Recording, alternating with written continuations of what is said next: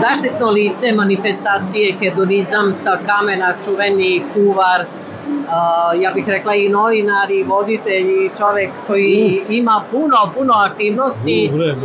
Vratimo se na manifestaciju. Sad će dušmani da puknu, ako sve to čuju. Neka puknu. Dakle, zaštitno lice manifestacije hedonizam sa Kamena, Saša Mišić.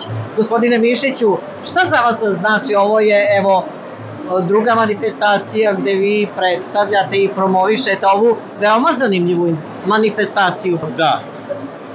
Ima samo jedan razlog zašto sam ovdje. Ja volim ljudi. A sve ono što ljudi vole da rade, a to je vezano za tradiciju, tu volim i želim da učestvujem. Jer smatram da narod bez svoje tradicije ne može da opstane kao narod i jednostavno tematika na kamenu ili sa kamenom označeno da je iz kraja ili iz čitave Hercegovine. Šta za vas znači da ste upravo baš vi, da kažem, odabrani da promovišete ovu manifestaciju? To ja ne znam, to mora da pitate organizatora Miljanu zašto je videla u meni baš to da ja treba da budem ovde.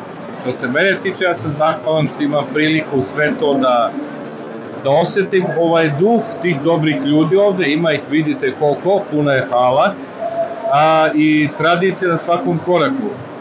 Nekoliko organizacija koje predstavljaju na svoj način svoje viđenje iste te tradicije. U svakom slučaju dobro je da ste deo ove jedne predivne manifestacije sajma zavičaja, petog po redu, koji se održava u Novom Sadu, u Maser hali Novosadskog sajma, ali isto tako i ove manifestacije hedonizam sa Kamena. Jeste. Da li imate nešto da kažete o ovoj manifestaciji sajam zavičaja?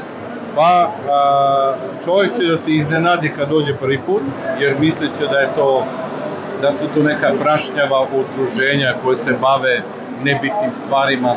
Iznenadit će se koliko ovo živo, šareno, kulturno, veselo, bogato, nasmejano, što je jako bitno, i jede se, Boga mi, jako dobro, a i pije jako dobro.